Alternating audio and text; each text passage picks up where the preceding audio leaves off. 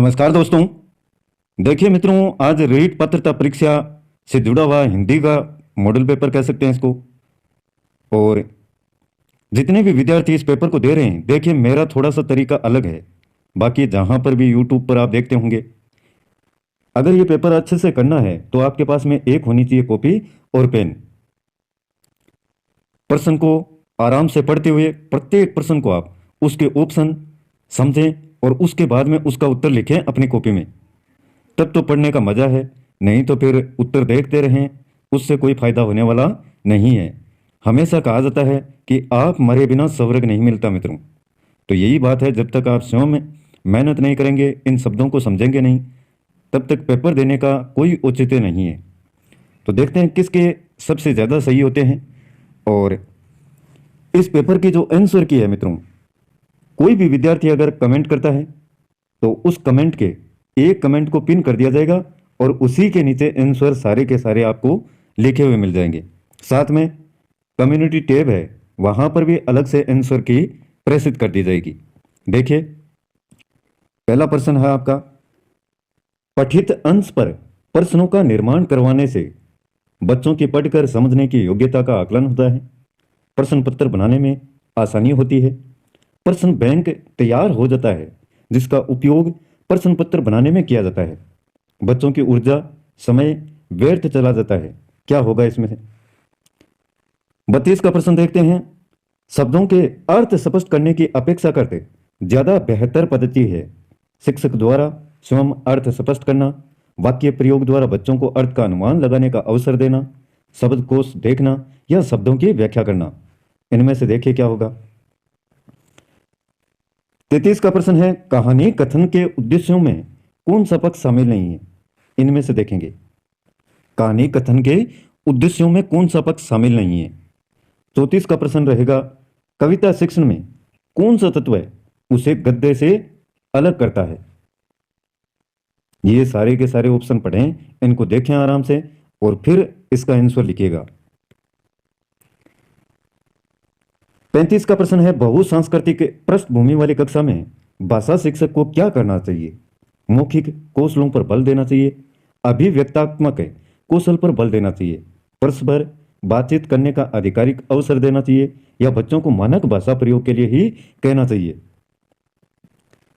36 का प्रश्न रहेगा, भाषा सीखने सिखाने की प्रक्रिया में खालिस्तान का आधार मुख्य है। यह आपके शिक्षण विधियों से जुड़े हुए प्रश्न हैं और ऐसे ही एग्जाम में देखने को मिलेंगे। अगला प्रश्न है 37 का, पाठ्य पुस्तक भाषा शिक्षण में मुख्यतः क्या सहायता करती है? व्याकरणिक नियम कंठस्थ कराती है, भाषा की विभिन्न छटाएं प्रस्तुत करती है, बच्चों का आकलन करती है या बच्चों को विभिन्न पर्वों की जानकारी देती है। 38 का प्रश्न है, एकांकी पाठ मुख्यतः किस में सहायता करते हैं? दो ऑप्शन और हैं, देखिए नीचे आराम से देखें। एकांकी पाठ मुख्यतः किस में सहायता करते हैं? 39 का प्रश्न रहेगा मित्रों, जहां पर भी वीडियो तेज हो रहा है वहां पर प्यूज कीजिएगा, रोकिएगा और फिर आराम से प्रश्न को देखें। 39 का है, हिंदी शिक्षण में नवाचार नहीं है। सेमिनार का प्रयोग, टोली शिक्षण विधि का प्रयोग, खेल खेल में शिक्षा या सूचनाओं का आदान प्रदान। 40 का प्रश्न रहेगा, दर्शे सर्वे सामग्री कैसी नहीं होनी चाहिए?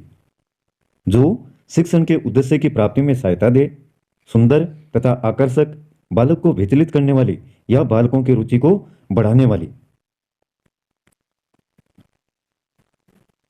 41 का प्रश्न रहेगा, निम्नलिखित में से कौन सा मौखिक भाव प्रकाशन शिक्षण का उद्देश्य नहीं है? बालकों का उच्चारण शुद्ध एवं परिमार्जित हो, विषय के अनुकूलता से अधिक भाषा शैली को महत्व देना, छात्रों को व्याकरण सम्मत भाषा का प्रयोग करना सिखाना और बोलने में विराम चिन्हों का ध्यान रखना सिखाना। इनमें से देखिए क्या होगा। 42 का प्रश्न और भी महत्वपूर्ण है, अध्यापक केंद्रित उपागम की प्रमुख विशेषता नहीं है। इन पॉइंटों को ध्यान दीजिएगा, देखें कौन सा होगा इनमें से। 43 का प्रश्न, नवाचार के अंतर्गत शिक्षण के लिए कुछ खालिस्तान और खालिस्तान तरीका अपनाया जाता है। कौन सा तरीका? टोली शिक्षण में कक्षा को एक ही शिक्षक पढ़ाता है। कक्षा शिक्षण सामूहिक दायित्व होता है। बाहर के विशेषज्ञों का सहयोग नहीं लिया जाता है या अनुदेशन पूर्व नियोजित तथा व्यवस्थित नहीं होता है। टोली शिक्षण की बात हो रही। 45 का प्रश्न रहेगा, भाषा अर्जन और भाषा अधिगम में महत्वपूर्ण अंतर है। भाषा की पाठ्य पुस्तक, भाषा सीखने सिखाने की पद्धति, भाषिक परिवेश की उपलब्धता या भाषा का कठिनाई स्तर। अब आगे देखिए, ये गद्यांश है, इसको आप आराम से पढ़ेंगे। पहले जितना दे रखा है, वैश्वीकरण से मानवता को केवल आर्थिक लाभ ही नहीं हुआ, बल्कि विश्व में सामाजिक सौहार्द एवं भाईचारे को बढ़ाने में भी इसकी भूमिका महत्वपूर्ण रही। और इसका सबसे अच्छा उदाहरण यह है कि कुछ त्योहार जो पहले कभी एक देश या धर्म के लोगों द्वारा मनाए जाते थे, वे अब विश्व भर के लोगों द्वारा मनाए जाने के कारण पूरी मानवता के त्योहार का रूप ले चुके हैं। क्रिसमस भी एक ऐसा त्योहार है जिसे ईसाइयों का सर्वाधिक महत्वपूर्ण त्योहार होते हुए भी वैश्वीकरण के कारण जब पूरे विश्व में अन्य धर्म के लोगों द्वारा बड़ी धूमधाम से मनाया जाता है। क्रिसमस शब्द क्राइस्ट माई से अथवा क्राइस्ट मास शब्द से बना है और जिसका अर्थ होता है जिससे क्राइस्ट का जन्मोत्सव। क्रिसमस का त्योहार प्रत्येक वर्ष 25 दिसंबर को जीसस क्राइस्ट अर्थात ईसा मसीह के जन्मदिन के स्मरण स्वरूप मनाया जाता है और इस दिन को बड़ा दिन के नाम से भी जाना जाता है। आगे और भी है।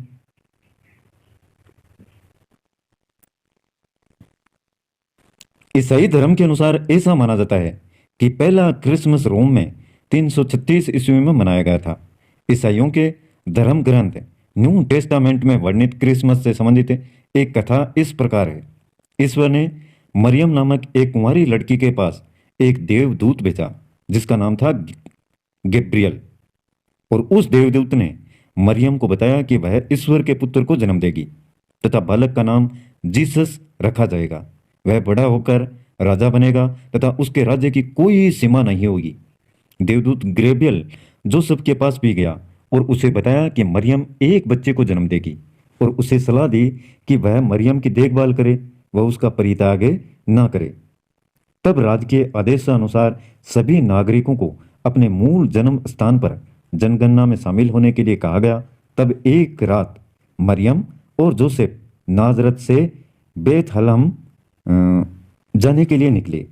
तभी रास्ते में तूफानी हवाओं और खराब मौसम के कारण उन्होंने एक अस्तबल में शरण ली, जहां मरियम ने 25 दिसंबर की आधी रात को जीसस को जन्म दिया। जीसस के जन्म के दिन के स्मरण स्वरूप ही प्रत्येक वर्ष 25 दिसंबर को क्रिसमस का त्योहार मनाया जाता है। अब देखिए इसके प्रश्न। 26 का प्रश्न है, 46 का, इस गद्यांश के द्वारा क्या बताया गया है? इनमें से देखें आप। 47 का प्रश्न है, विश्व के अन्य धर्म के लोगों द्वारा भी क्रिसमस बड़ी धूमधाम से क्यों मनाया जाता है?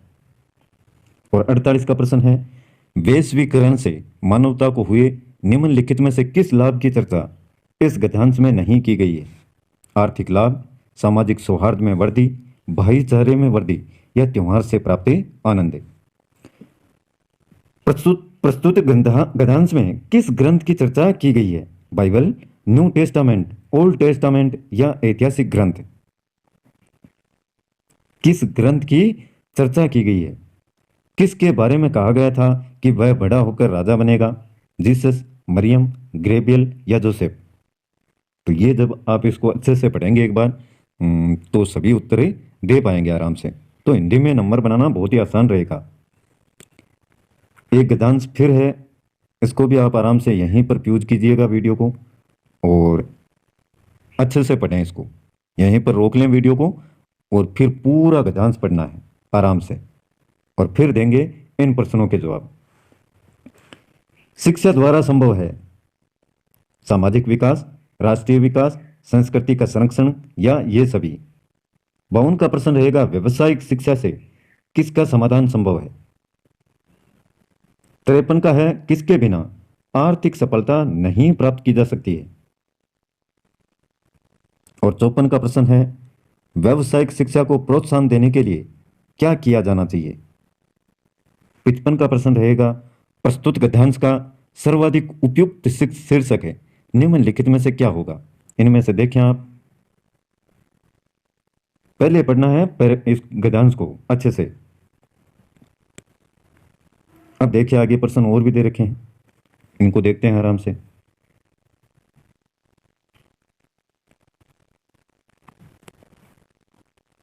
ये देखिए 56 का प्रश्न, कार्य कुशल में कौन सा समास है। 57 का है, व्यवसायिक की तरह कौन सा विशेषण शब्द है प्रस्तुत गद्यांश में प्रयुक्त नहीं हुआ। 58 का है, संरक्षण का संधि विच्छेद क्या होगा। इनमें से देखें सही कौन सा है। संरक्षण का संधि विच्छेद व्याकरण से जुड़े हुए प्रश्न हैं। और 59 का प्रश्न रहेगा, कृषि संबंधी पाठ्यक्रम के अंतर्गत नहीं है, कृषि संबंधी पाठ्यक्रम के अंतर्गत नहीं। और 60 का प्रश्न है मित्रों, किससे कुशल जनशक्ति की मांग और आपूर्ति के बीच असंतुलन होगा। ये इतना ही है, देखिए असंतुलन होगा। तो ये ऑप्शन सारे के सारे देखेंगे और ये प्रश्न आपके असंतुलन कम होगा। ये पूरा प्रश्न अब आ गया आपकी स्क्रीन पर, आराम से देखें और जितने भी प्रश्न दे रखे हैं इनके उत्तर आप अपनी कॉपी में लिखें। तो ये था मित्रों हिंदी का एक प्यारा सा पेपर, जैसा एग्जाम में आएगा हूबहू उसी प्रकार का। वीडियो पसंद आए तो लाइक कीजिएगा और अपने मित्रों के साथ में शेयर करना। आज के लिए बस इतना ही मित्रों, कल फिर मिलते हैं एक नए वीडियो, नए टॉपिक और नई जानकारी के साथ में। तब तक के लिए जय हिंद, जय भारत।